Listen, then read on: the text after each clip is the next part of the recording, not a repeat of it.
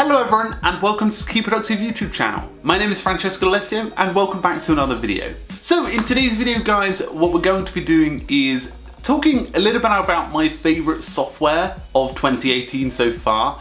I get to look at a lot of software in my sort of daily routine, especially reviewing these apps and resources, as well as doing freelance work. And I wanted to round up some of the ones as we've hit midpoint in the year, the ones that are sort of exciting me to some extent. So guys, just before we dive into this feature, I wanted to say a big thank you to Monday.com who are sponsoring this full week here on the Key Productive YouTube channel. So a big thank you to them. For those who don't know, Monday.com is a project management software that you can use with your team to organize all of your different projects and activities. Now I've done a full review of Monday.com which will be available in the link in the description, so you guys can go away and learn about all of the features and functionalities of Monday.com. So guys, I'm going to timestamp this video so you can go below and skip ahead to a certain app or topic that I'm talking about. I want to start with finance because I think this is a sort of strange area to some extent. So I'm going to be talking about sort of the freelancing finance applications, and obviously this might be applicable to your countries, so you can download them below if they're relevant to your softwares in your countries. So the first application I wanted to mention was an application called Wave Invoices. It's part of something called Wave Apps, and I was quite impressed by the application this year so far. Obviously I've decided to move to another software so it's easier for my accountants to be able to process stuff, but the software itself actually helped me get started by creating invoices as well as tallying transactions and things like that. Now Wave is basically a free resource which is quite cool, and it's really good if you're getting started with freelancing. I highly recommend it for that. And it will allow you to essentially create invoices for clients or even just projects that you've got on. You can send them directly to the client, and you can even collect payment through it too, which I didn't actually do, but apparently it worked very well and increased your likelihood of payment.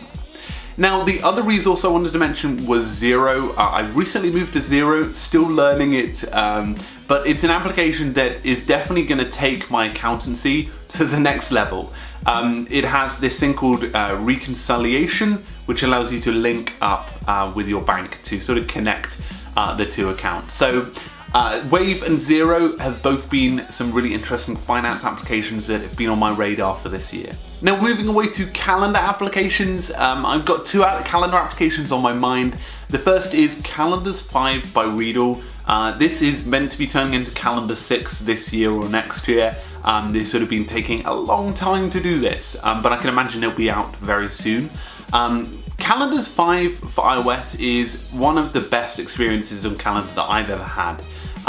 For an experience that allows you to just simply weave in stuff, it's a very exciting application. I really like the view options. Not much has changed in the year, but I just think it's a really stable application. The second application that has quite excited me this year is TimePage by Moleskine. TimePage by Moleskine is a really beautiful application that's definitely deserving a lot of attention, especially because it's designed so well, but it also provides you with this layer of function hidden behind gestures. I really like this application. I definitely think it's so far a winner of the calendar application space in 2018. It's just a shame it's not coming to Mac or Android too. So now learning applications. Learning applications, obviously, I like to read, I like to try and take in stuff from other people, and learn best I can in my routine. And two applications have sort of poured a lot of attention in the last 6 months. Audible, I've basically doubled my dose on Audible. I'm reading a lot more on there, maybe 2 books a month. But I really like the structure of the application. It works really well. I particularly like the fact that even if you are looking at a really expensive book, like a £40 book, you can still get it for 1 credit, which is really nice. So this sort of process of getting audiobooks is fantastic, and it's one of the things that I thoroughly enjoy. The next application is Castro 3, although this is not directly a learning application, it's a podcasting app. It's available for iOS. It is the most gorgeous podcasting app ever. And what I particularly like about it is the inbox function. I've talked about that before, but it's very impressive, and it's something that is definitely on my radar and something I use on a regular basis. Specifically like the Wall Street Journal Tech News Briefing, some of the passive income stuff I've been listening to recently, Smart Passive Income, and also a couple of other podcasts in the tech space like The Verge. I'll try and add a few of the ones I listen to below so that you guys can go away and maybe subscribe as well. So diving into the work ones, I know a lot of you guys have been waiting around for this one. So Todoist obviously is an application that I'm very impressed with in 2018. I think it's not really changed a great deal, if I'm honest, with the features and functions, but I think they've just been working on stability. The application is gorgeous, works really, really well, and I've not had a problem with it in 5 years. So it's an application I'm using for task management a lot, and I'm very impressed. Now, the application I'm probably most impressed with is Notion. You guys know that. You guys have heard this channel. Notion is an all-in-one workspace, but the exciting thing about it is, I think last week after I saw David Pierce, who I'll be interviewing very soon in August, sort of explore it, I was like, whoa, this could be huge. David Pierce uses it in a whole different way, and it was great to see that. But I think it's becoming this all-in-one workspace. I'm seeing people use it for like recipes, week plans, like everything and anything. Everything's going into Notion, so it's quite exciting to see how that pans out. So the next application is Trello. Trello is awesome. I've been using it for my video calendar for the last year, and specifically using a lot with clients in terms of like working with them on different projects. And I've personally found it really easy to use. I think it's still really relatable, and I'm only just touching on some of the power-ups that are available in there. So it's something that continually expands and grows out as you learn more about the application. So, podcasting. So for those who don't know, I started a podcast in 2018 so far. Tools they use. If you have not listened to it, you can go on iTunes and subscribe today. We're about to start series 3, and over that period of time, I've sort of slowly evolved in learning what you need to build a podcasting app. Not build a podcasting app, build a podcasting experience. And of course, I've sort of hit this point where I'm like, I'm doing it on a regular basis, but I need to improve dramatically. So until then, the applications that have really helped me is Zoom. Zoom is a video conferencing tool, a software that can be installed on Mac, Windows. I believe it's available through web, but I'll double check on that and add it in the description below. I find Zoom really easy to use, and I quite like the one-to-one recording function so that I can do the one-to-one recordings and get the best interview I can. The other tool I'm using is Fireside podcasting hosting, which is really easy to use. Like, I find it a great way to do it. Alice does most of the uploading, which is a huge task for her, but she's fantastic at it. So she knows that it does work very well in terms of the application, especially delivery of it. Looks a lot better than what we had before. So, final 2 applications that I've been very excited about in this year is Formula One application. For those who don't know, I'm a big Ferrari fan, so Formula One is something I like to keep updated on. So I use an app, the Formula One application. I'm on the Pro subscription. It's like £2 a month, but it's definitely worth the investment. Lap times, driver information, being able to see this live feed of all of the different practice races. I love it. It's sort of like a F1 person's dream.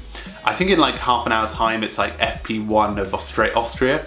So I'm really excited for that, nerdily. But this application works really well and seems to do everything you need it to. So I highly recommend it. And the final application is Newton. Now, this might be a little bit biased because I am currently working with Newton, but I find the application so reliable. The last year or so, obviously, sort of upping my dosage on my freelancing work, I've sort of needed a really reliable application in being able to send emails. And one of the biggest stress points that I have is that, for example, let's say at like 4 o'clock in the day, I'm like, I don't necessarily want to stay up and do work later, although I do some planning at 9 PM, which does help me. But I want to schedule some emails to roll out the next morning because I know certain time zones fall out. So I tend to use Newton for that, and it just works really well. So I schedule the emails, and then when I wake up, I've at least had maybe a couple of replies, which is nice too when I go on my email because I have got the ball moving and everything seems to be going there. So I quite like that function, especially when you're working with US and Asian companies. So I highly recommend Newton.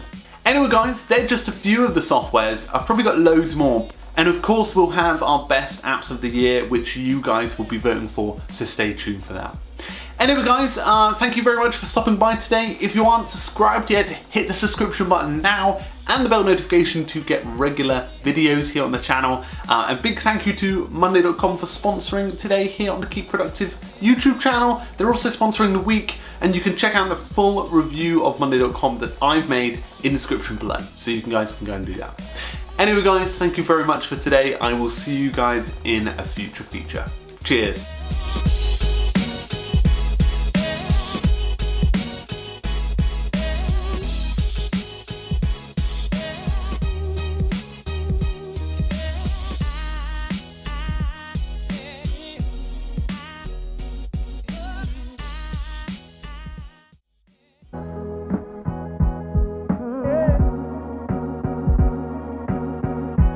Hello everyone and welcome to the Keep Productive YouTube channel. My name is Francesco Alessio and welcome back to another video. So in today's video guys, what we're going to be doing is talking a little bit about my favourite software of 2018 so far.